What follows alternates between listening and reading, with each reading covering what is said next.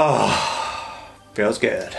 So, finally, I've finished painting the 36 Noise Marines, and it's time for a showcase. It's coming right up. Oosh! Oh, saved by Slaanesh.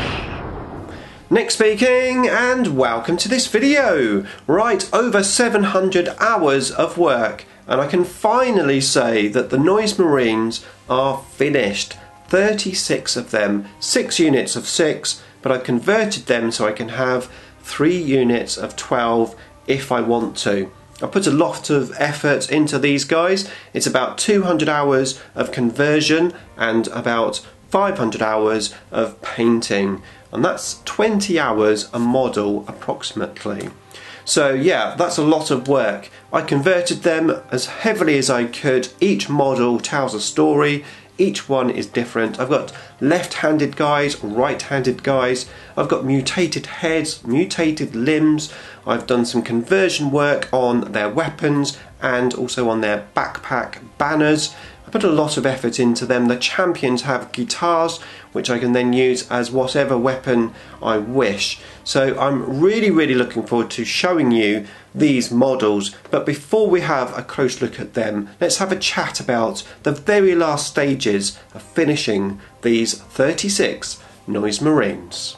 So, from the previous update, I spent a lot of hours doing the second edge highlight on the black, the grey and the purple. Once that was done, it was time to paint the guitars. All 6 champions have a guitar, and the idea is that I can use the guitar as a stand-in weapon of my choice. Now, the guitars came from a company called Spellcrow. Actually, a lot of the bits on these Noise Marines are from them, and I have to say that the sculpts are absolutely awesome and they're a lot of fun to paint. Now, Spellcrow have recently opened a YouTube channel, so I'll link you up to their YouTube channel in the description below. And whilst you're there, check out the Miniatures Paintbrush channel, an awesome painting channel. I wanted my guitars to look like Prince guitars, the cloud guitars with all the different colours. I had a little issue with the strings. I wasn't able to paint each individual string, so I actually painted them as a block in silver, and then I washed them, highlighting the guitars very subtly as well. I want them to have that striking one colour. And then on the back of the guitars, because some of the guitars were posed with the back facing forward, I did a bit of freehand on there just to give it a little bit more detail.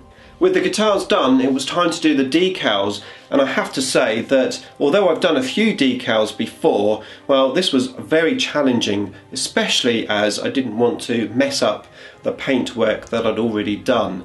So round decals on shoulder pads, even with microset, microsole, well, that was really tough. However, I did manage to get them on there, even though they weren't perfect.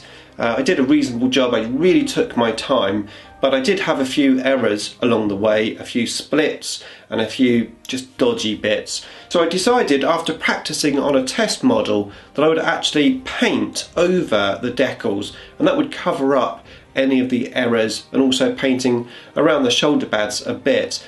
More difficult on the pink ones because I had to wet blend them in. However, I managed to achieve it, and I have to say I'm really happy with the results. And then lastly, I just had to paint the rims and varnish them. I sprayed them with a matte varnish first, and then I went in with a gloss varnish and my brush.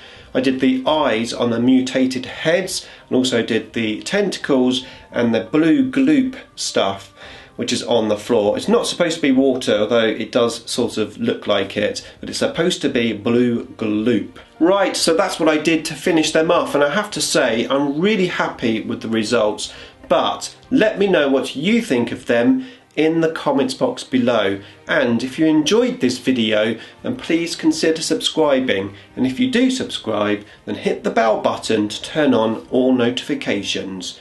Okay, here are my Noise Marines.